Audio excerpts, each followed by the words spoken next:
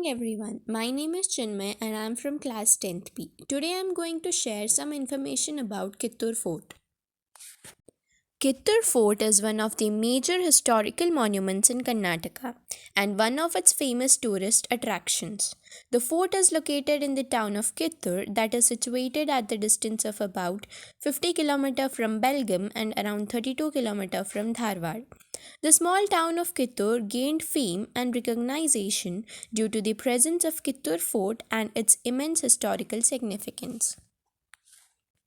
Kittur Fort is also known as Kittur Channamma Fort as it is closely associated with Rani Channamma, the brave ruler who ruled over her estate from the fort.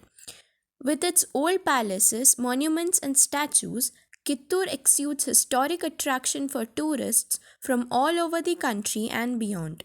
But its most famous attraction is the Kittur Fort that stands an evidence of one of the first freedom struggle of country that was led by Rani Channamma. Kittur Fort also has a palace within it that is popularly known as Rani Channamma's Palace. The Kittur Fort was built by Yellappa Gowda Sir Desai, the fifth ruler of Kittur dynasty during his rule from 1660 to 1691 AD. He also constructed a grand palace inside the fort that was served as his residence. The fort was constructed by using black basalt rock that was found in plenty in the surrounding areas. Kittur Channamma was born on 23rd October 1778 in Kakati, a small village in the present Belgavi district of Karnataka. She belonged to a Lingayat community and received training in horse riding, sword fighting, and archery from a young age. She married Raja Malasarja of Desai family at the age of 15. The Kittur Fort was the place from where Rani Channamma had carried out an armed rebellion against the British rulers in response to their undesired interference in the tax collection in her estate. The remarkable fact is that she fought this war in the year 1824, 33 years before the uprising of armed 1857, that is considered in the history as the first war of India's independence.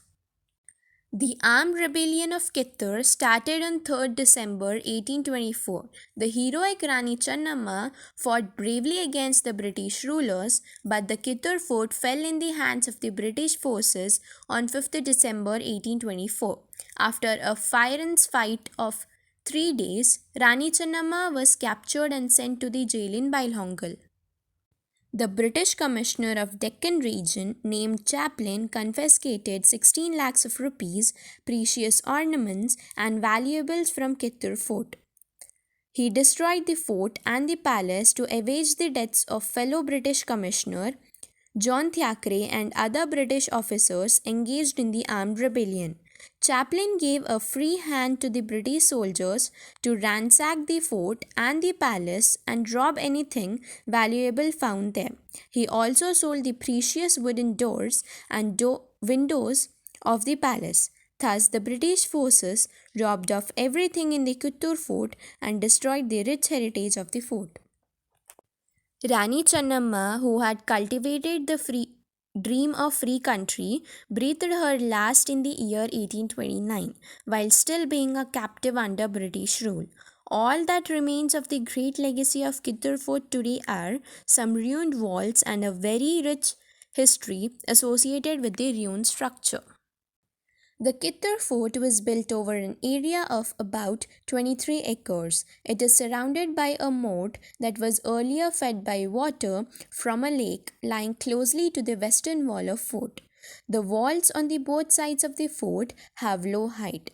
The fort mainly comprises of Kittur Palace, a watchtower, water cisterns, and an archaeological museum. The museum was added to the premises of the fort much later to preserve the relics of the Kittur Fort, the Kittur Palace, and the antiques found in and around the Kittur. The palace within the fort was built in the Peshwa Islamic style. The palace was a three-storied structure that consisted of number of rooms inside it. Among the rooms of palace were discussion rooms, guest rooms, several restrooms, puja room, storerooms, a number of kitchens and bathrooms, and various other rooms. An interesting fact about the palace is that it had an ancient telescope that was kept in the special room reserved especially for it. This room was known as Pole Star Vision Room, and it was the room that was used by Rani Channamma and other rulers of the fort to watch the pole star through the help of the telescope. Today, only the pole star viewing shaft that was inbuilt in the wall of Pole Star Vision Room is present within the room. The Kittur Palace had a grand Darbar Hall or conference hall. Rooms like Darbar Hall, guest rooms, the dining hall, storerooms, kitchens, etc., were architectural wonders that were tastefully decorated. Each room had two entrances. Ruins of ornamental arcs and decorated shelves found inside the palace provide a glimpse of the lost grandeur of the palace. The large and spacious dining hall was designed to feed at least 1,000 people at a time. The palace had a secret well that was constructed within the premises. Brass pipes built into walls were used for water supply within the palace. The kitchen had stoves, chimneys, and wash basins. Various stone containers and tanks were constructed to store water within the palace. The palace also had an inbuilt swimming pool.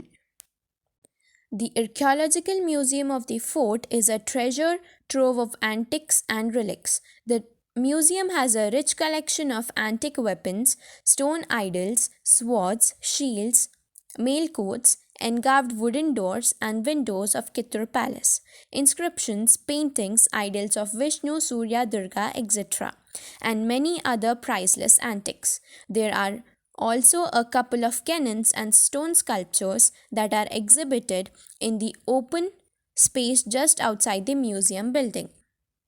The Archaeological Museum was inaugurated by late Mrs. Indira Gandhi, the Prime Minister of India, on 10th January 1967. The museum is managed by the Department of Archaeology and Museums, Government of Karnataka. With this, I end my presentation. Thank you.